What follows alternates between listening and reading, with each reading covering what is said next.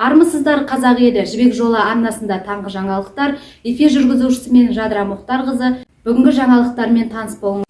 Мектебіміздің ұстаздары мен оқушылары неге қуанышты? Ұстаздар онкүндікке қандай дайындық үстінде, онкүндік аясында қандай жұмыстар жүргізілмек? Осы сұрақтарға жауап беретін боламыз.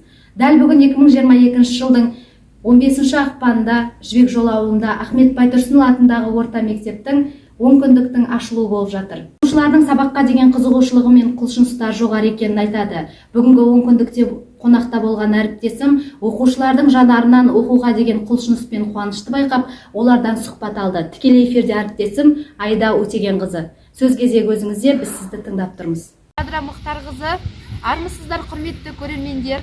Алматы облысы Қарасай ауданындағы Жібек жолы ауылындағы Ахмет Байтұрсынұлы атындағы орта мектебінде білім жолын бастаған бастаушым бастамам атты онкүндіктің болатынын біліп, осы мектепке ат басын бұрдық.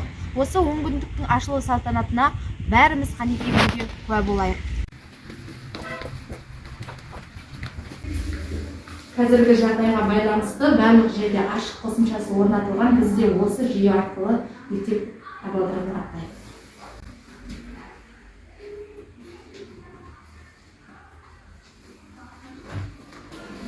Сәлеметсіңдер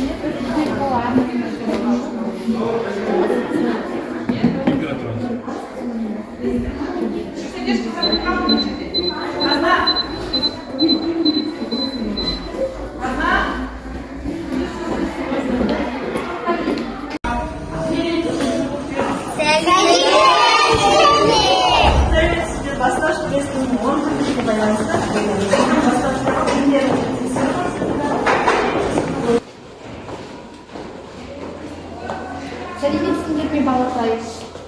Сендер қайда асығып бара жатсыңдар? Біз бастаушы сыныптың онкүндігіне асығып бара жатырмыз. Өте керемет, тамаша екен. Енді осы онкүндікте ұстаздар менен сыныптас достарыңа қандай тілек айтар едіңіздер? Мен сыныптастарыма сәттілік тілеймін. Ал сен ше? Мен мұғалімнен ұстазыма және сыныптастарыма да сәттілік тілеймін. Өте тамаша. Ал бара ойнайық. Ана тілің арың бол, ұятың болып тұр бетте. Өзге тілдің бәрін біл, өз тіліңді құрметте. Қиындықтан өтуге, амандаға жетуге. Білім адам елікпей, еліне қызмет етуге. Ғылымның көп тас қамалы, ғылымдықтан асқарлы. Бар білімнің нұр бастауы балабақшадан басталды. Мұқағали Мақатаев, 3 бақтым. Ең бірінші бақтым халқым менің, соған берем ойымның алтын келін. Ол бар болса мен барын қор болмаймын, матырақ артынан нарқымен. Ал екінші бақтым тілім менің, тас жүректе тілім деп тілім деді.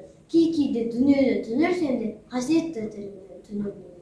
Мұқағали Мақатаев, отан мен оның тілін сем, күнін сем, ағынды өзен асқарта гүлін сем, мен оның құдіретті тілін сем, мен оның құдіретті үнін сем. Бар жандеген сиемін қабырлаған, бәрі маған отан деп сыбырлаған, жаным менің кеудемді жарып шықты, бос торғай болғанын шырылдаған. Отан бәрінен биік екен, мен оны мәңгілікке сүйіп едім. Әріптесіме рахмет. Ал енді осы онкүндік аясында қандай жұмыстар жүргізілмек? Осы жөнінде мектептің оқу ісі жөніндегі орынбасарынан сұхбат алып қайтты. Келесі сұхбатқа назар аударыңыздар. Білім жолын бастаған бастаушым бастамам атты онкүндіктің болатынын біліп, осы мектепке ат басын бұрдық. Осы онкүндік аясында болып өтетін іс-шаралар жөніндегі жоспарыңызды айтып өтсеңіз. Сәлеметсіз бе? Рахмет. Ахмет Байтұрсынұлы атындағы орта мектептің балалар әдістемелік бірлестігінің онкүндігі ертең, яғни 15 ақпан мен 26 ақпан аралығында өткізілетін болады.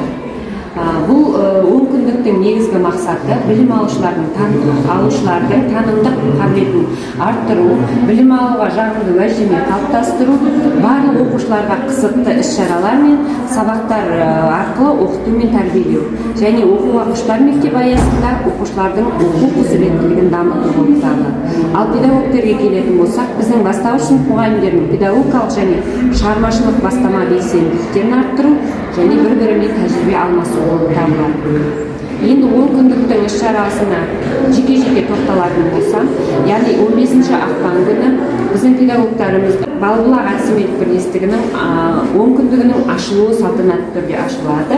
Екінші күні Балбұлақ зерттеу тобының ресми стадия бойынша таныстырылымы презентациясы жүргізілетін болады. Одан кейін 4 сыныптар арасында білімпаз 22, яғни қабілетті балалар арасында пәндік олимпиадалар ұйымдастырылады. Мектеп алды даярлық топтары бойынша ертек әлеміне саяхат, яғни біздің мәжіліс залымызда сахналық қойылым жүргізіледі.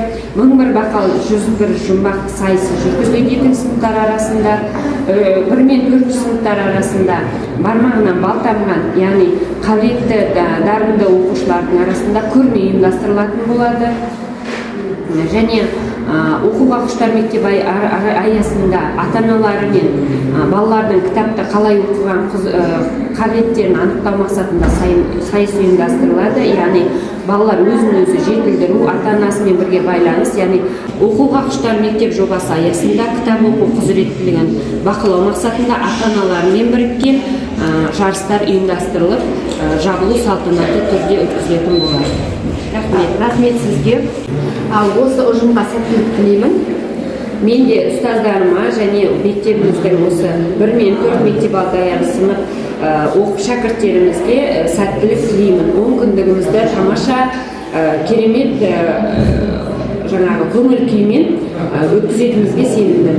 Сіздер құрметті көрермендер, Балбұлақ әдістемелік бірлестігінің жетекшісі Роза Тоқтарқожақызынан сұхбат алайық.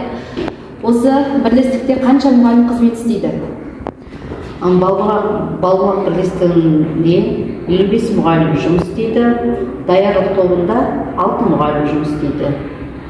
Осы 10 күндік аясында болып өтетін іс-шараларға қатысатын ұстаздар мен оқушыларға деген өзіңіздің жылы лебізіңізді білдіріп өтсеңіз. Енді өткізілетін іс-шараға қатысатын ұстаздар мен шәкірттерге сәттілік тілеймін. Тек алда болыңыздар. Ал рахмет сізге. Осымен біз хабарымызды аяқтаймыз. Апта бойына жақсы жаңалықтар күтіңіздер. Жібек жолы арнасымен бірге болыңыздар.